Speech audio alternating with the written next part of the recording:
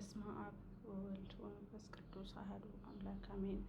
ሰላም ሰላም፣ የእግዚአብሔር ቤተሰቦች ውድ የተዋሕዶ ልጆች እንደምን አላችሁ? እኔ ደህና ነኝ፣ እግዚአብሔር ይመስገን። የማርያም እባላለሁ።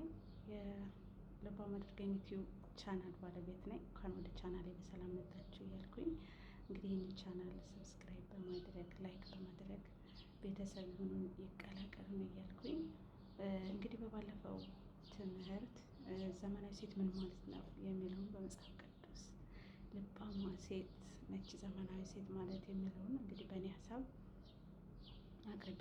አቅርቤላችሁ ነበር። ለእኔ ዘመናዊ ሴት ማለት ይች ነች ብዬ ማለት ነው። ለእናንተስ ብዬ ጥያቄም ጠይቄ ነበረ እና ይህን ትምህርት ተምራችሁ ብዙ እንዳተረፋችሁበት ተስፋ አደርጋለሁኝ። መጽሐፍ ቅዱስ ስለ ሴቶች እንግዲህ ስለ ልባም ሴት እንዲህ ይመሰክርላታል ማለት ነው። ልባም ሴት ከሆን መጽሐፍ ቅዱስ እንዲህ ነው የሚመሰክርልን ማለት ነው። እና እንግዲህ አሁን ዘመናዊ ነን የምንለው ደግሞ እንግዲህ በሌላ መልኩ ነው። መጽሐፍ ቅዱስ የሚለን ግን ባለው ትምህርት እንደተማርነው እንግዲህ በዚህ መልኩ ነው ልባም ሴትና ዘመናዊ ሴት የሚለን ማለት ነው። እንግዲህ በመጽሐፍ ቅዱስ ብዙ ሴቶች አሉ ጀግናዎች፣ እነ አስቴር እነ ዮዲት ብዙ ሴቶች ማለት ነው ጀግናዎች። እነሱን ለምንድን ነው ግን አርአያ ማናደርገው? እኔ በጣም ነው የሚገርመኝ ከእኔ ከራሴ ጀምሮ ማለት ነው። መጽሐፍ ቅዱስ ያሉ ሴቶችን አርአያ ከማድረግ ይልቅ ዘመናዊ ሴት ነን ብለው ዊግ በሚቀጥሉ ሜካፕ በሚቀቡ ሱሪ በሚሰሩ በሁሉ ነገር እነሱን አርአያ እናደርግና እነሱን እንደ ሞዴላችን እናደርጋቸዋለን ማለት ነው። እና ይህም ከራሴ ከኔ ጀምሮ ነው። እንግዲህ ይህን ቻናልም የከፈቱትኝ ከእናንተ ጋር እየተማማርኩኝ ራሴንም ጌታ ሆይ አምላኬ ሆይ ልባም ሴት አድርገኝ እያልኩኝ የምለምንበት የምጠይቅበት ነው ማለት ነው። እና እንግዲህ ይህን ቻናል ኑ እየተመማረን ዘመናዊ ሴት ማለት ምን ማለት ነው እያለን እንግዲህ ክርስትናዊ አለባበስ ምንድን ነው፣ ስነ ምግባርስ፣ ሴት ልጅ እንዴት መልበስ አለባት የሚለውንም እንግዲህ ከአባቶች አንደበት እንማራለን ማለት ነው። በእርግጥ ቤተክርስቲያን ብዙ ጊዜ ታስተምራለች። እኛ ግን ክርስቲያን እኔ አላውቅም፣ ለክርስቲያን ሱሪ መልበስ ራቁትን መሄድ ሁሉ ነገር የተፈቀደለት አይመስልም? ምንም ይመስላል አይደለም? ቤተክርስቲያን እንደማታስተምር ይመስላል። እና በጣም ነው የሚገርመኝ። ከሃይማኖቴን ሳቅ ግን በፊት ክርስቲያን እንደሚጨፈር ሱሪ እንደሚመልበስ እንደሚፈቀድለት አይነት ነበር የሚመስለኝ እኔ የራሴ ኦርቶዶክስ ሆኜ ማለት ነው። ግን አይደለም። መጽሐፍ ቅዱስ ቤተክርስቲያን የምታስተምረው ግን ሴት ልጅ ሚስጥር ስለሆነች እንግዲህ ሴት ልጅ ስትፈጠርም እናውቃለን አይደለም? እኔ ምንም እውቀቱ ባይኖረኝም ሴት ልጅ ስትፈጠር እንግዲህ ከግራ ጎን ከዚህ ጎን ከዚህ ውስጥ ጎንሽ አይቀርም እጅ ራሱ በዚህ ከላታል። ስለዚህ ሚስጥርና ድብቅ ነች። እንዲህ ተገላጣ መሄድ የለባትም። ምክንያቱም እንቁዬ ስለሆነች ማለት ነው። የምር እግዚአብሔር የሰጠን ለእኛ ለሴቶች እኮ ውድ ችሮታ ነው። ግን አልተጠቀምንበትም እና እንጠቀምበት። እኔም አልተጠቀምኩበትም። እንግዲህ ወደፊት ያለችኝ ጊዜ ለመጠቀም አምላኬን እየጠየቅኩ ነው ማለት ነው። ውድ እህቶቼ እንግዲህ ዛሬ እየላችሁ የመጣሁት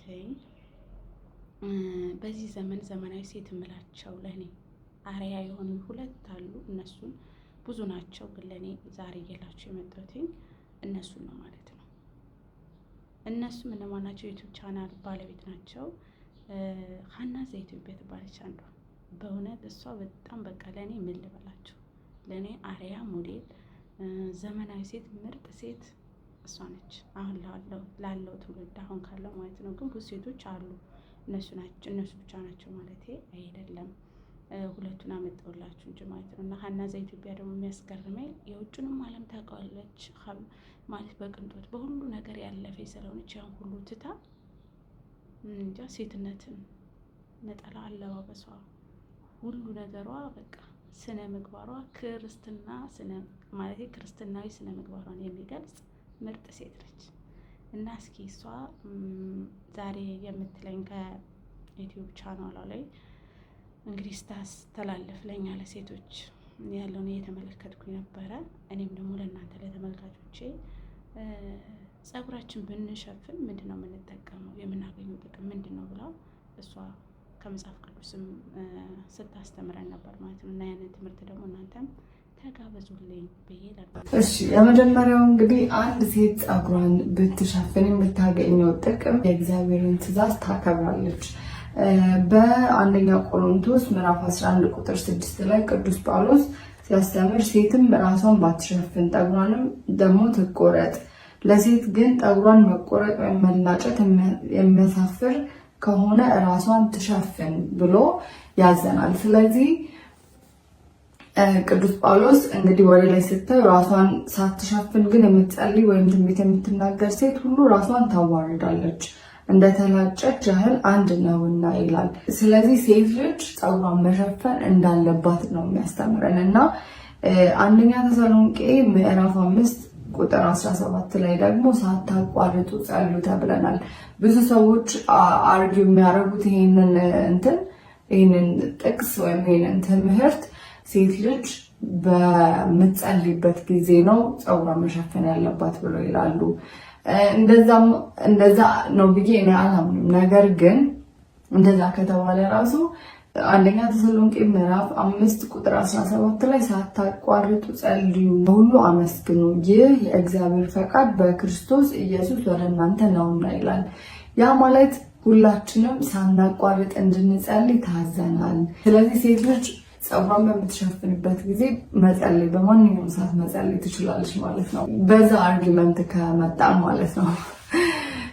ነገር ግን ቅዱሳን አንስቶችን ስናያቸው ከእመቤታችን ከቅድስት ድንግል ማርያም ጀምሮ እናቶቻችንን እነ ቅድስት አርሴማን እነ ቅድስት ሐናን ስናያቸው በስዕል አድኗቸው ላይ ሁሉም ጸጉራቸውን ሸፍነው ነው የሚገኙት፣ ተሸፋፍነው ነው የሚገኙት። ምክንያቱም ሴት ልጅ ክብሯን ስትሸፈን ስትል ነው እና አንደኛው መጽሐፍ ቅዱሳዊ ነው እና ሴት ልጅ ብትሸፈን የእግዚአብሔርን ትእዛዝ ታከብራለች ማለት ነው።